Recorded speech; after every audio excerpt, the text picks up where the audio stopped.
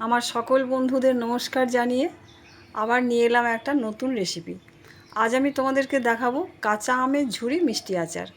এই আচারটা বানাতে গেলে কি লাগছে সেটাই আমি তোমাদেরকে প্রথমে দেখাই। এখনও বাজারে সুন্দর কাঁচা আম পাওয়া যাচ্ছে।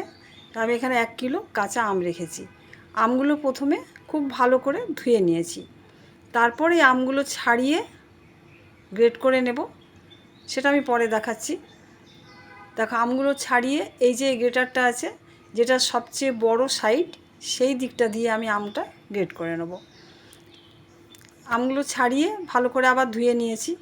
এরপর আমি এটাকে গ্রেট করব। এই যে মোটা দিকটা, এই সাইড দিয়েই আমি আমগুলোকে গ্রেট করে নিচ্ছি। আমটাকে এইভাবে লম্বা করে ধরে হাতটা বেশ চাপ দিয়ে কিন্তু ঘষে আমটাকে গ্রেট করতে হবে। কারণ এইভাবে লম্বা করে ধরলে যে আমের যে ঝুড়িগুলো বেরোবে সেটা কিন্তু বেশ লম্বা লম্বাভাবেই বেরোবে। দেখো, আমি 1 কিলো আম এইভাবে গ্রেট করে নিলাম।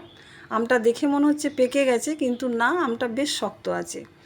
দেখো, আটিগুলোর থেকে সব আম আমি সুন্দর বের করে নিয়েছি। এখন কিছু শুকনো মশলা লাগবে। সেই শুকনো মশলাগুলো কি আমি সেগুলো একটু দেখাই। এখানে পরিমাণ মতো নুন আছে, নুন রেখেছি, হলুদ আছে, একটু হিং দেবো আমি। হিং দিলে আচারের সেন্টটা ভীষণ ভালো হয়। আর এখানে ভিনিগার রেখেছি। আচারে একটু শেষে ভিনিগার দিলে আচারটা অনেক দিন পর্যন্ত খুব ভালো থাকে। আর এখানে লাল কাশ্মীরি লঙ্কার গুঁড়ো আছে, শুধু কালারটা হওয়ার জন্য। আর এখানে গোটা কিছু মশলা আছে, যেমন 5 ফোড়ন আছে, গোটা সর্ষে আছে, লঙ্কা আছে। এগুলো এই সর্ষের তেলের সঙ্গে দিয়ে ফোড়ন দিয়ে আমটাকে আমি ভেজে নেব। তাছাড়াও আম তৈরি করার পর সবার শেষে, আচারটা তৈরি শেষে একটা ভাজা মশলা দেওয়ার দরকার হয়। এই ভাজা মশলাটায় কি থাকে জানো তো? গোটা জিরে, ধনে, গরম মশলা, এগুলো গরম শুকনো কড়াইয়ে গরম করে তারপর পাউডার করে রেখে নিয়েছি। কারণ এটা বেশিরভাগ আচারে দেওয়ার দরকার হয় বলে আমি একসঙ্গে অনেকটাই তৈরি করে রেখে নিয়েছি, যাতে বারবার না তৈরি করতে হয়। তাহলে এই পাউডারটা দিলে আচারের টেস্টটা ভীষণ ভালো হয়। আর আমি এটা গুড় দিয়ে তৈরি করব আচারটা, তাই এখানে 1 কিলো আমের জন্য আমি 700 গ্রাম আখের গুড় রেখেছি। আর এখানে আমি দেখাই, এখানে এই নতুন ফ্রাইং প্যানটা আমি তোমাদের কাছে শেয়ার করছি। এটা আমার একেবারেই নতুন, আমার এক জামাই বাবা জীবন আমাকে গিফট করেছে। তাই এই নতুন ফ্রাইং প্যানটা দিয়েই আজ আমি আচারটা তৈরি করব। এরপর দেখো, গরম হয়ে যাওয়ার পর আমি সর্ষের তেলটা দিয়ে দিলাম। তেলটা একটু গরম হলে সেখানে আমি ফোড়নটা রেখেছিলাম, সেই ফোড়নটা দিয়ে ভেজে নেব। ফোড়নটা একটু ভাজা ভাজা হয়ে গেলে সাইড দিয়ে আমি হিংটা দিয়ে দিলাম, কারণ হিংটাও ভেজে নিতে হবে। ভাজা হিঙের আচারের সেন্টটা কিন্তু খুব ভালো আসে। তাই সব একসঙ্গে দেখো ভাজা হয়ে গেছে। এরপর আমি এখানে যে আমটা গ্রেট করে রেখেছিলাম, আমটা দিয়ে দিলাম। আমটা দিয়ে খুব ভালো করে ভেজে নেব, কারণ আমের মধ্যে যে একটা জল আছে, সেই জলটাকে আমি ভেজে শুকিয়ে নেব। কারণ আমের মধ্যে এই জলটা যদি শুকিয়ে নেওয়া যায়, আচারটা কিন্তু অনেক দিন পর্যন্ত খুব ভালো থাকে, আচারটা তৈরিও হয় খুব ভালো। এখানে লাল কাশ্মীরি লঙ্কার গুঁড়োটা দিয়ে দিলাম, নুন দিয়ে দিলাম, হলুদ দিয়ে দিলাম। এখানে এই আচারটা বানাতে কিন্তু খুব বেশি একটা মশলা কিছু লাগে না। তো এইগুলো দিয়ে আমটার সঙ্গে খুব ভালো করে মিশিয়ে আবার একটু ভাজা ভাজা করে নেব। কারণ নুনটা দেওয়ার জন্য একটু আমের থেকে জল বেরোবে, তাই আমি আবার এগুলো ভালো করে মিশিয়ে আমটা কিছুক্ষণ ঢাকা দিয়ে একটু সেদ্ধ হতে দেব।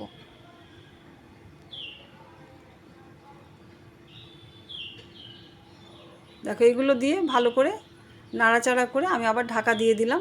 কি নুন দেওয়ার জন্য যে একটু জল বেরোবে, তাতে আমটা আরও ভালো সেদ্ধ হয়ে যাবে। দেখো, এখন ঢাকা খুলে তোমাদেরকে দেখাচ্ছি। সুন্দর ভাজা হয়ে গেছে। এর বেশি আর ভাজার কোনো দরকার পড়ে না, কারণ আমের মধ্যে যে জলটা ছিল সেই জলটা একেবারেই শুকিয়ে গেছে। এরপর আমি এখানে গুড়টা দিয়ে দিলাম। আমের সঙ্গে গুড়টা দিয়ে খুব ভালো করে আবার একসঙ্গে মিশিয়ে নেব।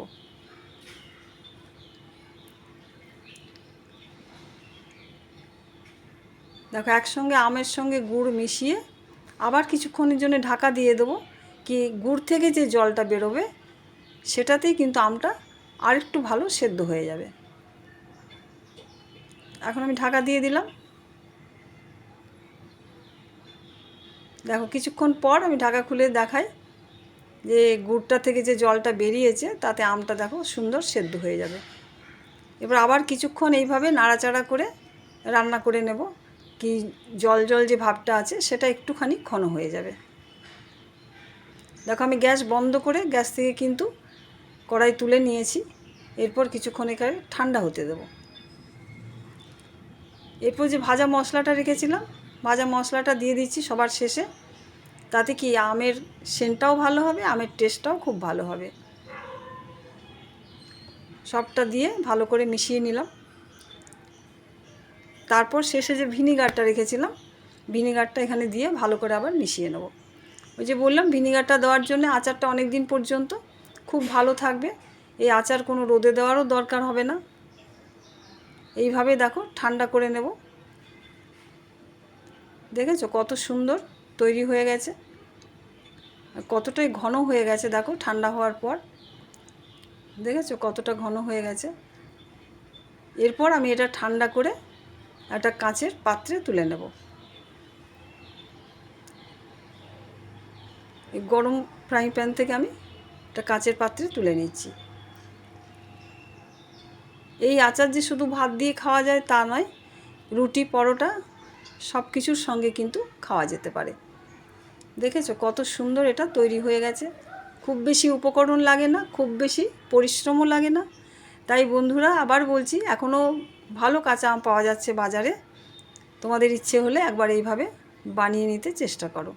আর আমার রেসিপি দেখে যদি তোমরা এই আচারটা বানিয়ে নাও, পরে কিন্তু আমাকে অবশ্যই জানিও যে আমার এই রেসিপি তোমাদের কাছে কেমন লাগলো।